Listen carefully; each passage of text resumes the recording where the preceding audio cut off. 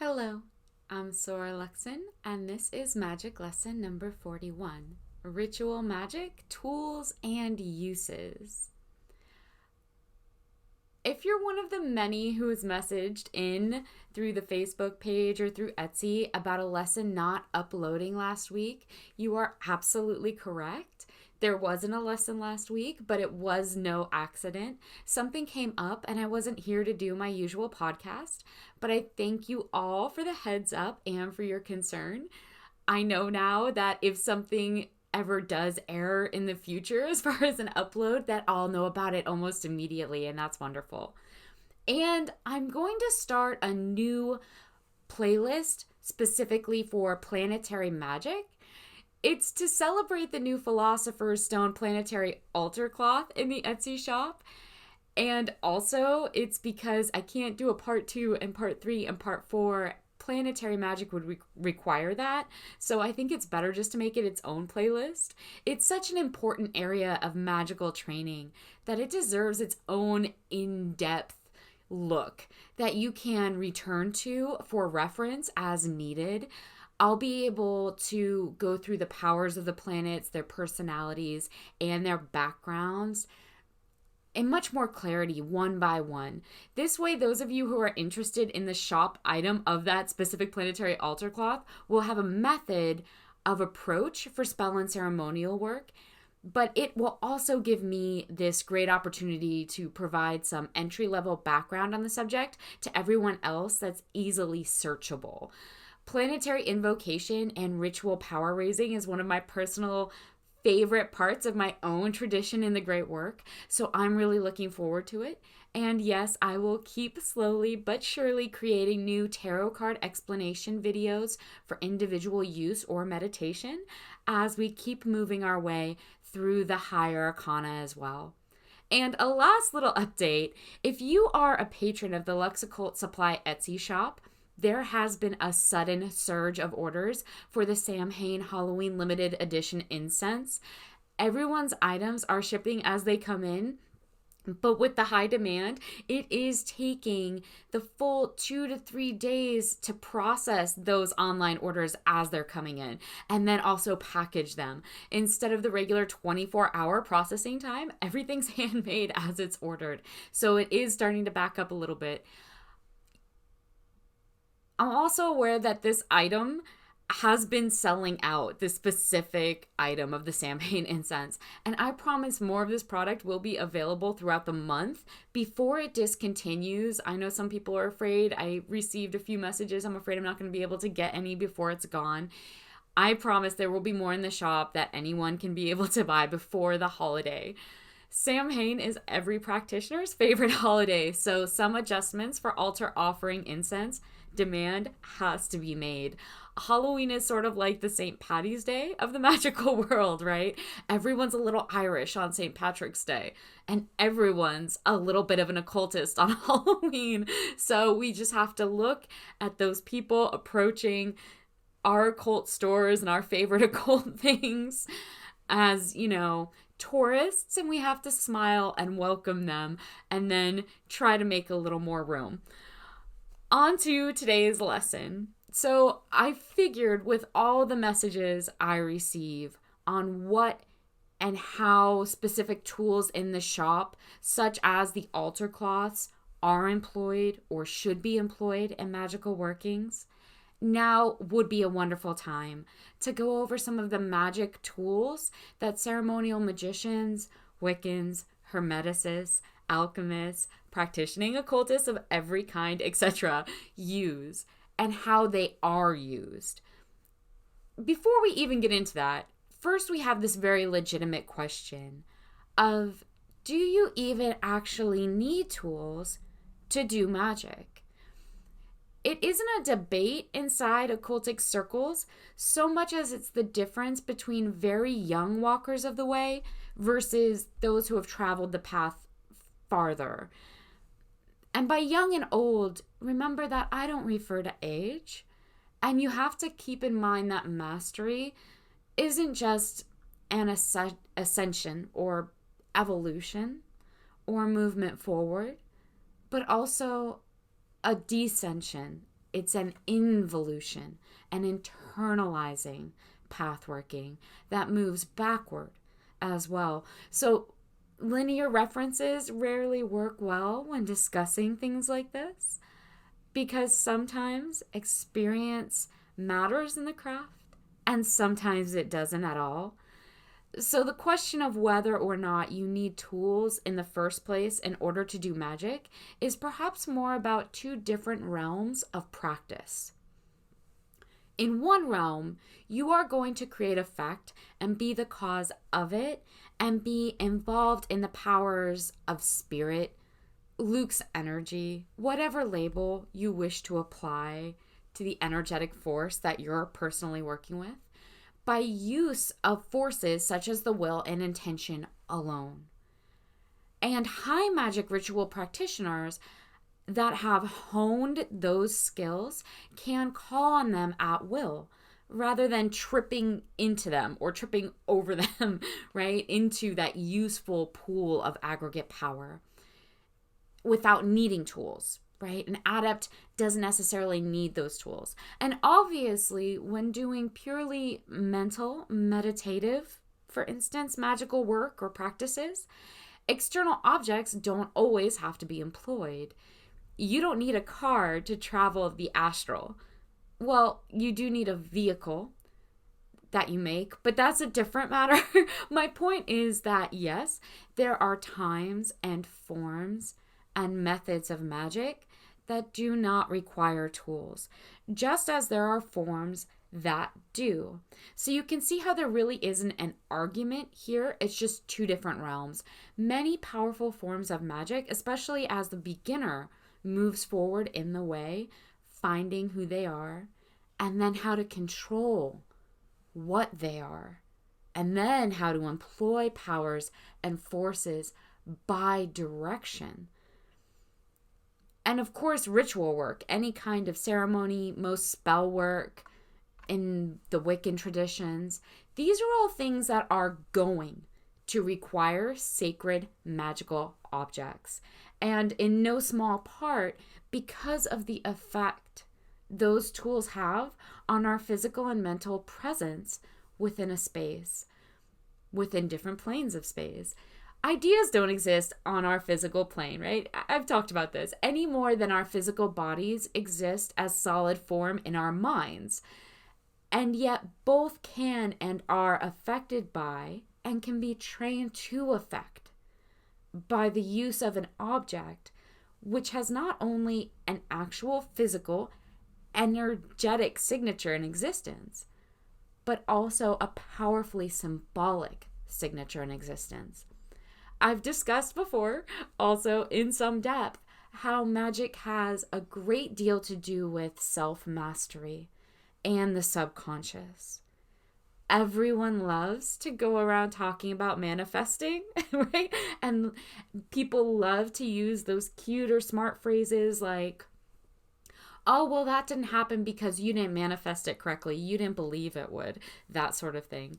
But they rarely then enter into the realm of an occult explanation or an occult practice that would openly acknowledge and admit to, well, yeah, that's true. But it isn't just about consciously thinking or believing in something in order to make it happen. That's nonsense, right? Your subconscious, which requires so much involved, experienced, emotive, advanced training just for you to access and influence, also has to believe it, right? That's how we create and function within our reality. Why can't you make it rain gold whenever you want?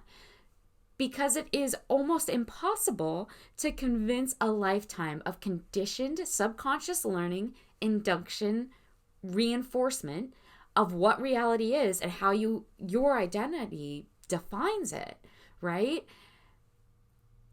That gold coins can fall out of the sky, right? That's why, because you actually can't at a subconscious level make yourself believe that.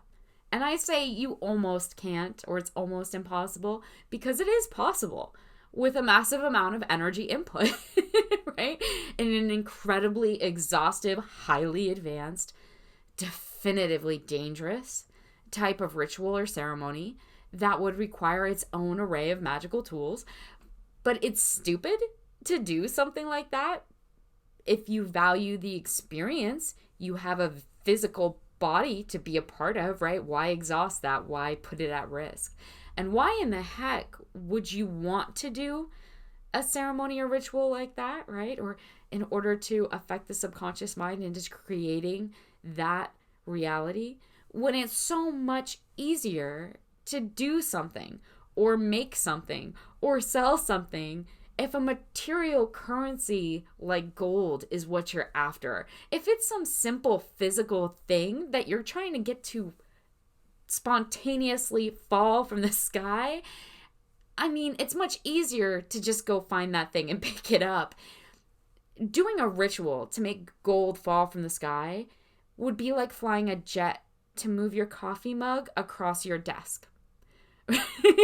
Right? It's pointless. It's ignorant. It's dangerous. It's draining. And it's far less useful than the other things magic provides when you learn to start asking for the right things. Because there are really useful things that magic can provide you with. So that's the question of whether or not you need physical tools in magic. Yes and no. Then there's the question of whether or not you should make your own tools, right? Making those ritual objects yourself.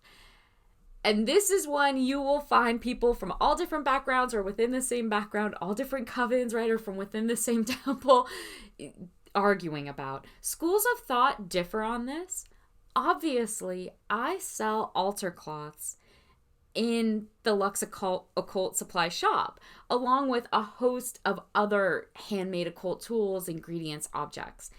And many of my ritual objects that carry great power and significance in my personal magical workings were not made by me, and they work just fine.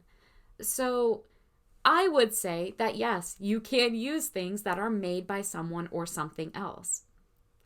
I can't make a raven's feather because I'm a human, right? So here's an example. I'm not Mother Nature, nor a raven that can drop a feather. So, and yet I do have raven's feathers that I use. So there are going to be valuable tools, ingredients, objects that you can buy, find, be gifted to use magically.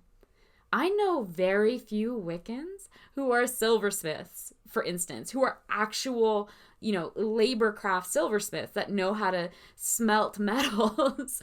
But almost all of the traditional Elizabethan and Alexandrian Wiccans I do know make use of a silver goblet on their altar for their daily circle or coven ceremonies. So sometimes there are objects that your personal background in magic may ask of you that you don't have the ability to craft for yourself, right? And that isn't to say that those same witches and those same warlocks don't also have other tools that they do make themselves or find or have been gifted. Now, all of that being said, in my specific Hermetic ceremonial magic tradition, when you begin along a formalized path in that background, there are objects that work best and most powerfully both on you and later on other forces when the user is the crafter of those ritual tools. For instance, in, say, the background of the Golden Dawn style of magics, if you're one of the people who has entered into occultism privately or through a formal order that uses that method, there are elemental tools such as an air dagger, water cup, earth pentacle, fire wand, things of that nature.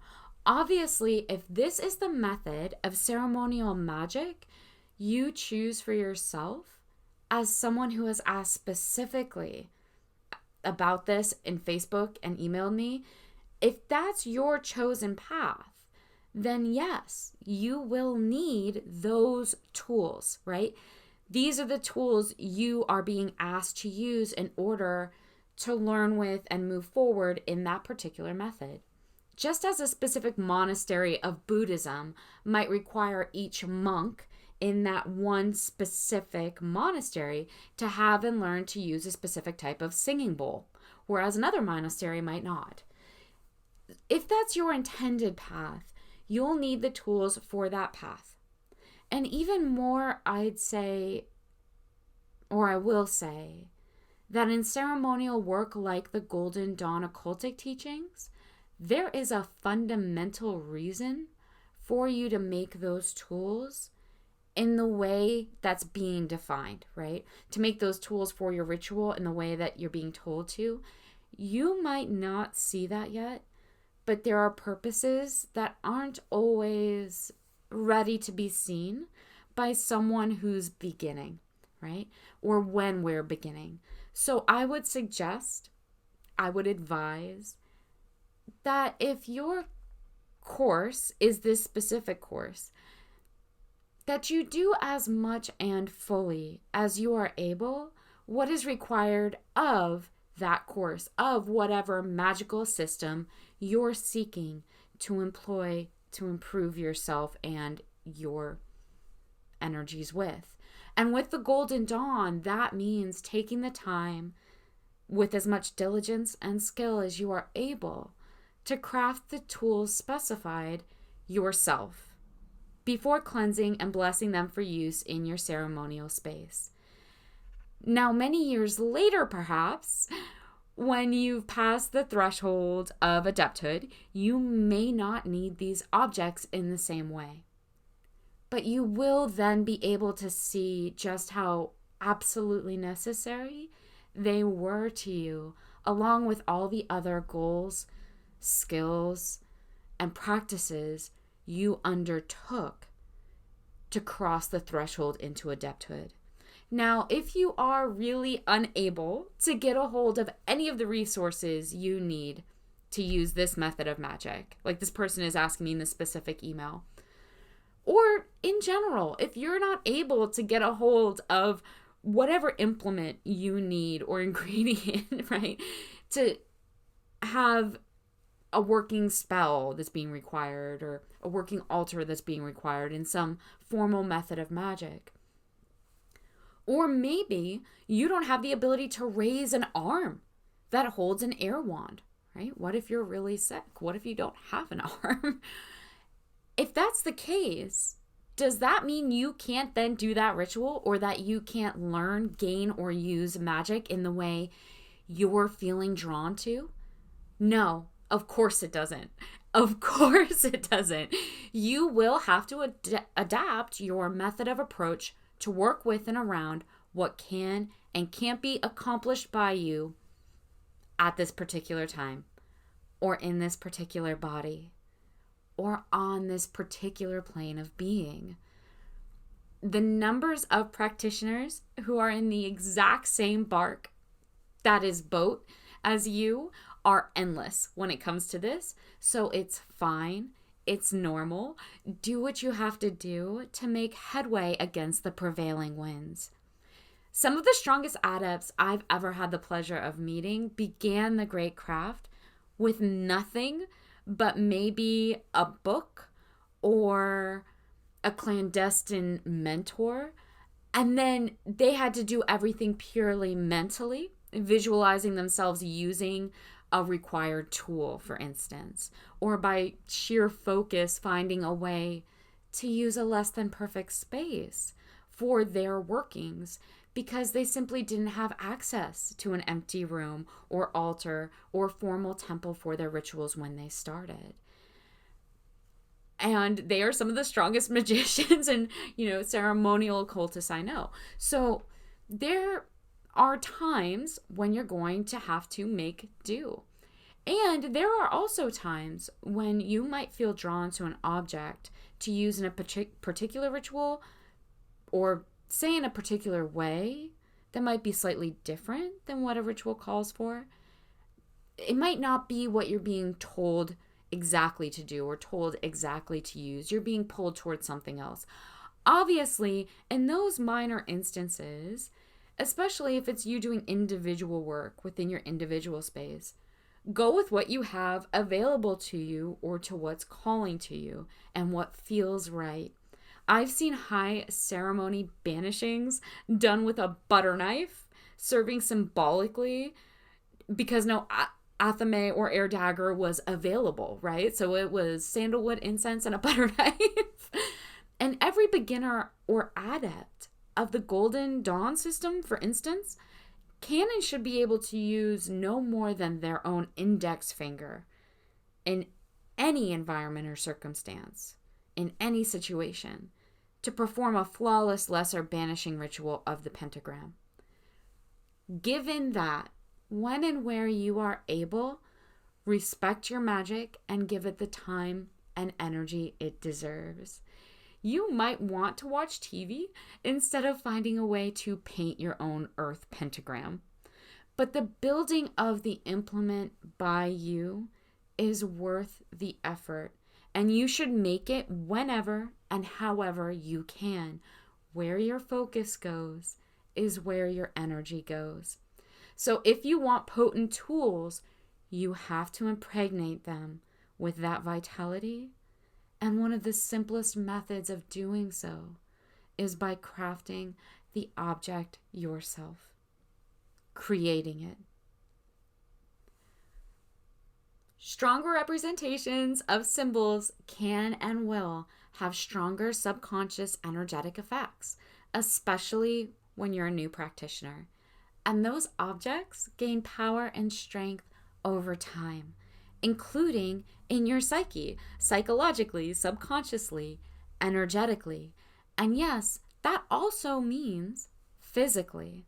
Just like lifting a weight increases the muscle in an arm, using the same ritual object every day in the same way over and over increases its strength and the user's connection and ability to find and direct that power. So whatever your system of magic is, whatever your symbols or objects, whatever is being provided by the system you've chosen to use, then that is what you should be using and be sticking with whenever and wherever you are able. You aren't going to serve yourself or your magic well by being a dabbler or a hobby hopper. If you're casual about your magic, it's going to be casual with you. If you expect it to show up when called, you better show it the same respect, just like any other reliable relationship you have. Playing mix and match with different traditions will make a mess of your magic, because it will make a mess of the symbols you're being provided with within that structure. And yes, that includes language. Language is a symbolic, high magical system in and of itself. How many movies, stories, right, where the magician or the witch or the priest says the wrong word inside the spell and something goes horribly wrong, right? There's a reason that story persists even in the public eye. Really long podcast today already, so I'm going to finish off in a part 2 next week. With any luck, I'll get to discussing the general list of common magic tools and their uses. Until next time.